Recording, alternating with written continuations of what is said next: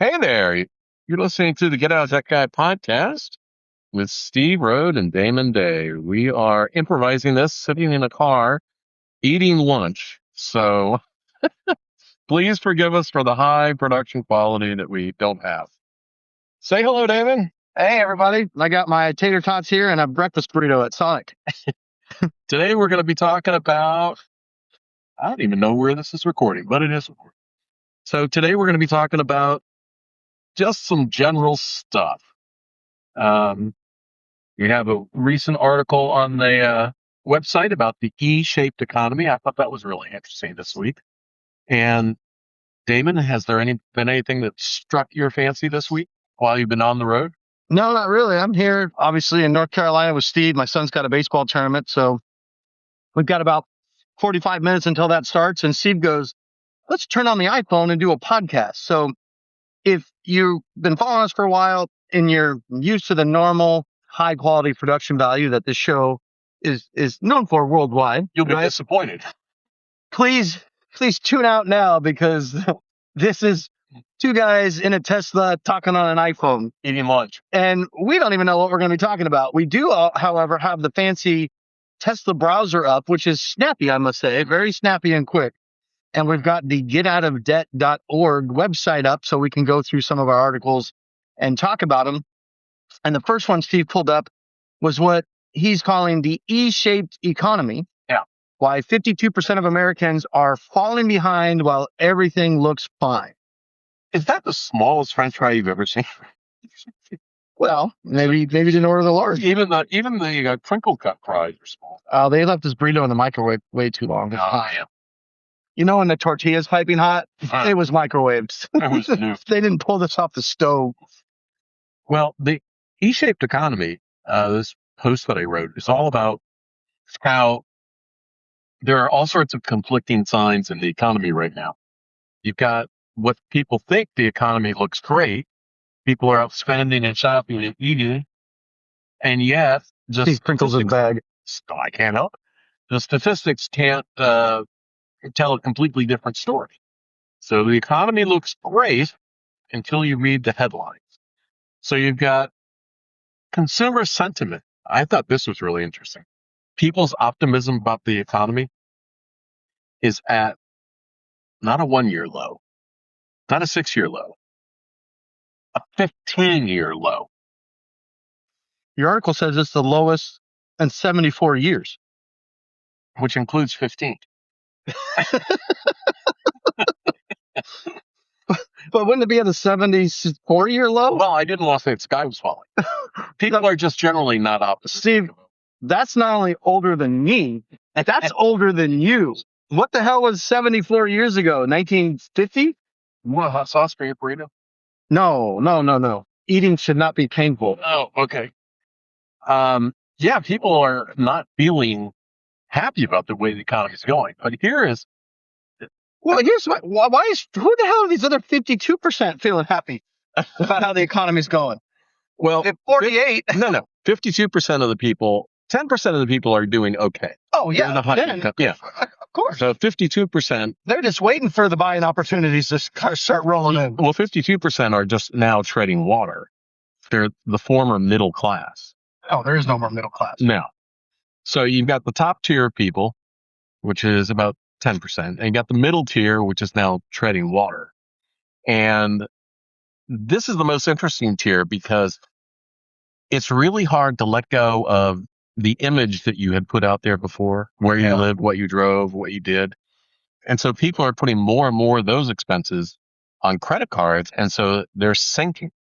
And I thought this was a really interesting statistic that for the top earners in the economy, their income, their wages have grown 5.6% year over year.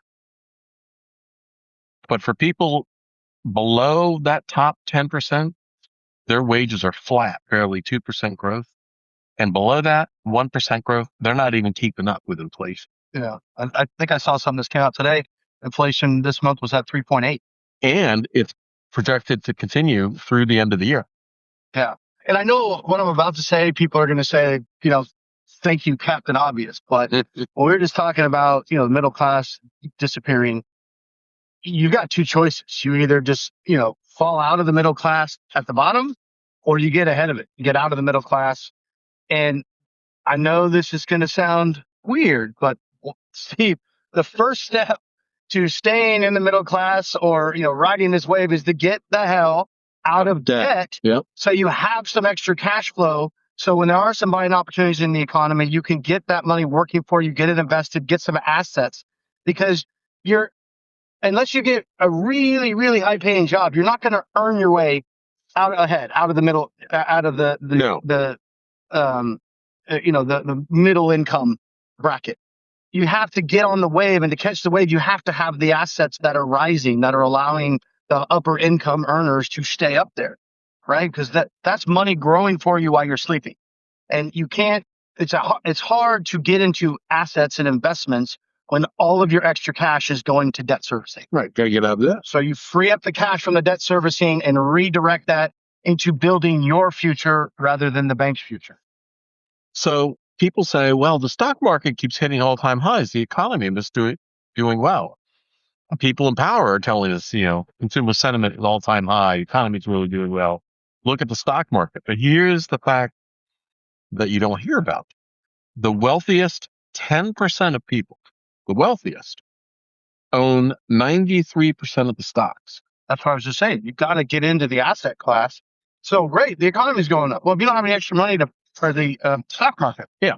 So the rich are getting richer. If you don't have any extra money to be in the stock market, with the exception of maybe your 401k or something like that, where you got 40 grand in there or whatever, you're not riding the wave if you don't have the money in there. You're giving all of your money to service debt.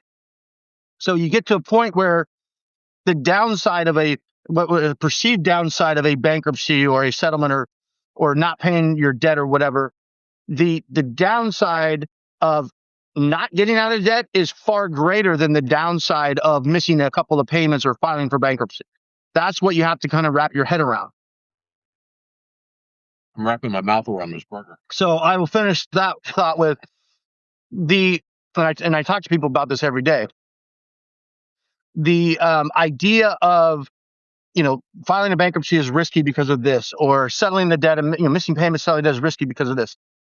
Continuing to make those payments is a far greater threat and risk to you and your family than missing a payment and taking a hit to your credit score. Now, again, every situation is different. There could be some exceptions to that. But right now, with the way this economy is, you can either get out in front of it or fall behind with it. It's up to you. So Bank of America's data actually showed that 52% of middle class, the middle earners there, their spending growth was just 1% annually. It's not really growing that much because what they're doing is they're still spending, but increasingly they're spending at cheaper places like Dollar General, Sam's Club, Walmart, Costco. And it's interesting now that those stores are actually gearing their marketing towards what was previously not their target market. So they're actually looking at higher income people to draw them in. Well, they're looking at the former middle class. Right, yeah. That would not, I ain't shopping at Dollar General. And now they're only making $150,000 a year going, we need to shop at Dollar General. Right. And so one of the ways that people are making up the gap is by putting groceries on credit cards. 100%. Total credit card debt just hit $1.28 trillion. That's a record high. And roughly 60% of people are not listening to us because they're carrying a balance month to month at an average APR of 21%. So the good news is there's opportunity for you to weather this storm and to be proactive rather than reactive. Do you remember? I mean, I was younger, but it wasn't that long ago when the national debt hit $1 trillion. Mm-hmm. And everybody was freaking out.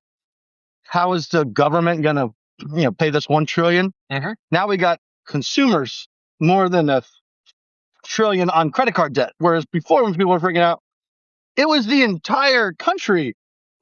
Everything was $1 trillion. Now it's just consumers. We're like at 40 trillion or something. I know. We are. It's monopoly money at this point. I mean, that's a whole different show, but I just heard a proposal where the federal government is talking about suspending federal sales tax on gasoline and diesel fuel and how that will lower the price.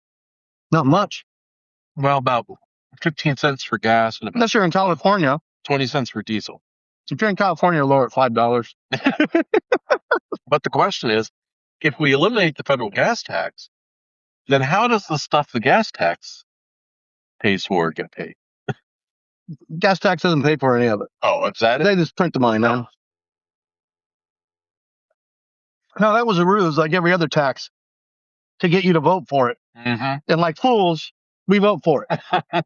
My rule for the last 2 decades has been, you want to have the voting things, and it's like they have both sides will explain this is what it's for, and a yes vote means this, and a no vote means this. And I just go through and look for, does it cost anything? No. Does it cost anything? No. Does it cost anything? No. Simple rule when you're voting. Oh, it costs money? No. Oh, it's paid for. Bullshit. No. Will it save me money? Because that's a lie. No. No. Everything that's ever been proposed is always over budget and coming overpriced and 5 times as much as they said it would cost. So just vote no on you fuckers in Congress and wherever, local, federal. Stop doing shit. Just don't do anything. Just save the country a lot of money. Just sit there and look pretty. Shut up. Do your insider trading and leave us alone. Go home. So here's some numbers that will surprise people. Middle income real hourly wages rose only about $1.75 an hour in the last 5 years. That's like almost no growth. On a 2,000-hour work year, that's $1,300, but it's being eroded by inflation. You're making less while working more. Gas is up almost 19%. You put more than $1,300 on just gas alone, much less everything else. Yeah. So that little gap doesn't make any difference, really. No, it's just anecdote. At the end of the day, it's just what movie is that from? I think it's Shawshank. Get busy living or get busy dying. That's true. That's where we're at right now. Either you get out in front of this and you figure out, get yourself out of debt and be busting your ass to make as much extra money as you have, or as you can, but not extra money. Just keep servicing debt. Get out of the debt. Go make as much cash as you can. Get into some asset classes. I don't care if it's just get an Acorns account and got to start somewhere. Get into the market. Stock market's doing great. I know, but only for the people that are in the market. And you go, how can I invest? I have too much debt. No shit. Yeah, and then you have people whose 401ks are in the stock market, and they're borrowing from them. Not only are they paying a little bit of interest to pay themselves back, but they're losing how much the market is going up in the meantime. They are. But if you can't file bankruptcy, sometimes that's a necessary evil to borrow from it to get out of the debt if you can't just wipe it out in the 7th. And if you don't pull the money out, you have to drag out paying it out over years. The key is, if you're going to borrow, don't go back in debt. That's really hard for people to say to their friends. I can't afford to do that anymore. We can't afford to go out. Is this still recording? Yes. Oh, that looked like it's. You know how you can tell? I do not. That's why I asked you. Oh, now I can tell. 13 minutes. It takes guts to say to your friends, I'm sorry, we can't do that. Yeah, and it's hard too, because if you don't want to tell them the truth, right? You don't want to say we can't afford it, but I know you kind of need to, but you don't want to. But the problem with this is, after saying no and coming up with different excuses so many times, your friends they stop asking because they think, well, maybe he just doesn't want to hang out with me. So that's that fine line between knowing it's something you need to cut back on, but not wanting to lose friendships and relationships over it because they're just thinking, oh, they don't want to hang out with me, versus if they knew the truth, well, you wouldn't lose the relationship unless they're like, oh, well, they're beneath us now. They can't come to the club. But one of the things that you can say is, I can't go out, but you can come over. That is true. You do more things at home rather than. I can't even imagine how much it costs to go to a bar these days. I told you we went to Texas Roadhouse last week for Emily's birthday, right? Yeah, but that's not going out. That's not a bar. It's $200 effing dollars. And it was just my family. We didn't like invite the extended family, just the two of the kids and Kathy. Hunter was home, but we got him something to go, right? Mhm. So it's just the five of us, the normal family. No alcohol. We don't really drink alcohol anyway. Yeah. Thought that we're a Pope. I don't really like it, but especially at restaurants, because screw that. So it was just like, soda, iced tea or whatever, and we just got a meal. Yeah. And it was with the tip, it was $200. And Texas Roadhouse ain't exactly fine dining. No, and it was full. Now you go to Ruth Chris and you're looking at $400. And I bet the Roadhouse was packed, wasn't it? Oh, absolutely packed. Yeah. It's crazy. But what'd you say, 2.8 trillion or 1.8 trillion in credit cards? Where are we at now? We're at a lot of money. Yeah, that's why the restaurant. If credit cards went away tomorrow, like they were just gone, yeah, the economy would just tank. Oh, it tanked. Yeah. There would be nobody anywhere. Yeah. If you could only do what you had in your checking account, yeah, boom, nobody's buying shit. Yeah, because the economy runs on consumption. So yeah, nobody's on airplanes, nobody's in restaurants, nobody's at the stores. Amazon would be like, where the hell did everybody go? Well, I think the funny thing is that my Amazon driver would be out of business. I mean, we're sitting here at a cheap burger place rather than going to someplace more expensive. And that was $20. And I didn't even get a burger. I got a breakfast freaking burrito. Well, my burger was good. It was $20 for us, which is actually not bad.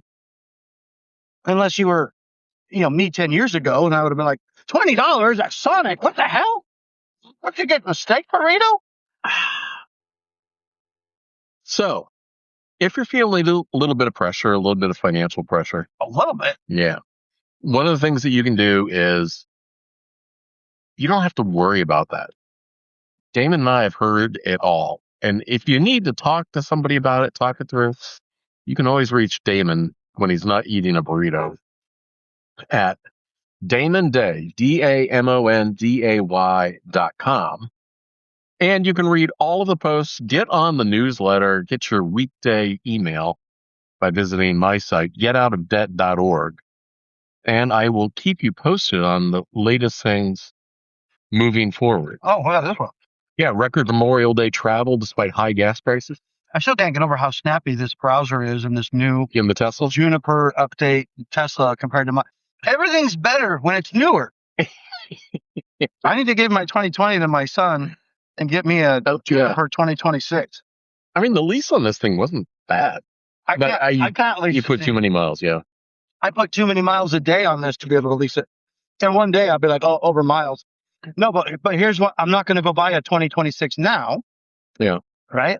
I'm going to wait about 2 years. Mm-hmm. Start, drive the paid off one as long as possible. My son doesn't need it full time yet, right? Right. And save money. And then in 2 years, this car, instead of being, what would you, is like, they're in the 50s somewhere in there, I think, right now. I don't know. Okay. In 2 years, when this is not the brand new one, I'll be able to pick one of these up. Somebody like Steve will get it that had a lease. Yep. Barely freaking drove it. Has all the bells and whistles on it. And I'll be able to get one of these with like 15 to 20,000 miles on it in 2 years. Might even still smell pretty new. And I'll only be paying 30 for it. Well, mine smells now like breakfast burrito. Steve's smelled like pleather until we got some burritos. But yeah, you don't have to go buy a brand new one. You just gotta have a little patience. Wait 2 years. And you'll save $20,000. And that's $20,000 you can put into the market, not into a car. As much as I love the Tesla, it's still a depreciating, I don't even call it an asset. It's a depreciating thing. I don't know, such a depreciating asset. But is it? The hardest thing right now for people, they hear what you're saying. You can hear Jimmy. They hear the words coming out of your mouth.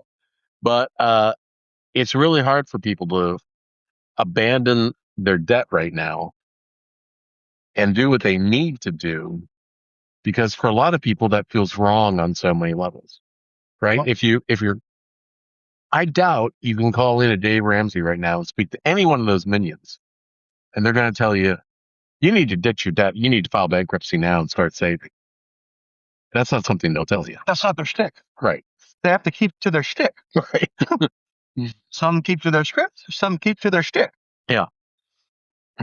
I saw one of those clips the other day. I think it was on YouTube where the person who was sitting in for Dave, um, she heard the situation and her response was, "I got nothing for you." What was the situation? No. It was somebody who was in debt. I mean, had expensive car payments and stuff. Okay. And she was like, "Well, you won't get rid of the cars. I don't know what to tell you." Oh yeah, that's my favorite. Just get rid of everything. Yeah. It's like, well, I have a job. Take a bus. It's like, well, my job's like 25 miles away. Find a closer job. Oh, okay, shit. Or my favorite is their go-to is always sell the house. Yeah. It's like, okay, let's think it through. Yeah. They Now I'm going to rent. They think level one, like sell the house, free up 2,500. Okay, and get a tent. What do you want me to do? Yeah, life just doesn't. It's not that digital. I mean, life is complicated. Yeah, and then it's saying you could get into a rental, and there are sometimes it does make sense. Hey, you overbought. You need to sell the house. You Yeah. need to get out of that, and you could do this and rebuild and da da da. So there are times. I'm not saying never sell your house, but it shouldn't be your go fucking to. Right. Like, oh, you got a cash flow issue? Sell the house. Yeah. Like, wait, really?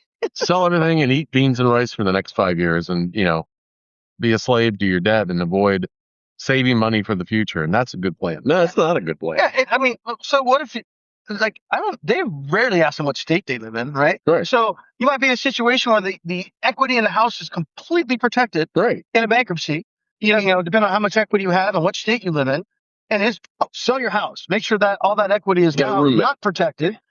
And then just pay off all the debt. And now you're, even if you can get into a rental, now you're at the whim of the landlord. Or at least if you're in a mortgage, you know what it's going to be. You know what's coming, Right. for the most part, unless you live in Florida and have an HOA, insurance. But think about all the people that we have both known over the years who couldn't sell their house and live anywhere near. Exactly. That happens a lot where the rents are higher than maybe they bought the house 6 or 7 years ago, got a good rate on it. Right. And anything, even anywhere near comparable for their kids and their family and the same general area is as much, if not more, than the mortgage.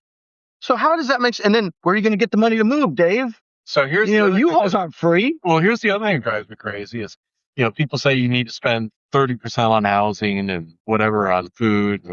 Life doesn't work like that. Yeah. If you want to stay there in your house and you have all sorts of good reasons, and that's a decision that you want to make, then stay. You're just going to have to find the adjustment someplace else, and that's okay. Or at least be presented with the options. Yeah. That's what kind of bugs me. It's Dave's way. I call him Wendy's, right? It's Dave's way. It's got to be Dave's way. Like, Dave only has one way, and it's his way, and you're a freaking moron if you don't do it. You got to put your big boy pants on, sell the house. Yeah. Be a freaking moron. Yeah. There's 1,000 ways to solve that problem. And if you're sitting there right now and you're stressed, you're panicked, God, I had a refresher on what that feels like in the last day, because my automatic repricer software that I wrote for Amazon, shipped the bed. And so all the repricing went off. And so I went from having sales every day to no sales. And I hate that panic feeling. Like, what happened to my sales? Yeah, I hate that panic feeling when you know something's wrong, and it's so hard to fix it because you're so panicked because it's broken. Yeah. You can't think clearly. And all that's going through your mind is how many minutes are going by. I'm not making sales. I'm not making money. Yeah. Yeah. Same with like when you're in debt and you're just like, oh, now I got this bill. So I got, freaking wrecking ball. Jeez. Well, that's why I got up at 4:00 in the morning and fixed the software.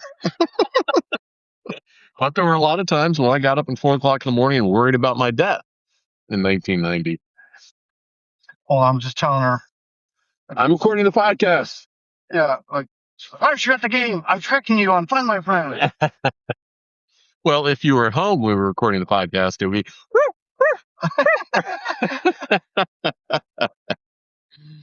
Tell her we're ending the podcast. We're heading back to the field. It's just around the corner. Yeah, that's what I told her. How's that? Oh, so we talked about the record high gas prices, but I mean, it goes into everything that we're saying. This article is talking about, despite the record freaking high gas prices, that, what does it say? We spent more traveling Americans spent more traveling. 23% of summer travelers plan to carry more credit card balances they can't pay off. Yeah, it's just kind of what we're saying. Yeah. Oh, we can't afford the vacation, but we put on a credit card. Yeah. And that will work up to a certain point, and then your credit goes away, or they start lowering your limits, or you max it out. And it's better if you call me first, and we can kind of plan out the landing, right? Yep. I can still help you if you've already nailed the landing hard, and you're up against it because you're out of savings and you're out of credit. That's the crisis mode when you call me for sure, because we cannot operate. You cannot operate without credit available or savings available. You cannot do it month to month. Right. So if you're at that point, you need to call me immediately when you fix the cash flow. If you're not at that point, but you can see yourself Thelma and Louising it to that cliff, give me a call a little sooner. It would help out. If we had like a 4 or 5 month ramp to that cliff, we can make some different decisions before it's like, oh shit. All right. You can reach Damon at Damonday, DAMONDAY.com. Damon, I want to end on my highlight of the week. Yeah. On my Ring camera, I get alerts and it says, what's going on, person walking in the driveway or something like that. My favorite of this week was we're now using clotheslines on the back porch to dry clothes. Why run the dryer? It's sunny and warm out, right? Yeah. And so I got a Ring notice that said, a bear is walking on your deck. And I looked at the camera, and it was just the shadow from the shirt hanging there. Swing and a miss. How big is your shirt, Steve? That's another podcast. All right, Damon, until next time, I will see you. Peace.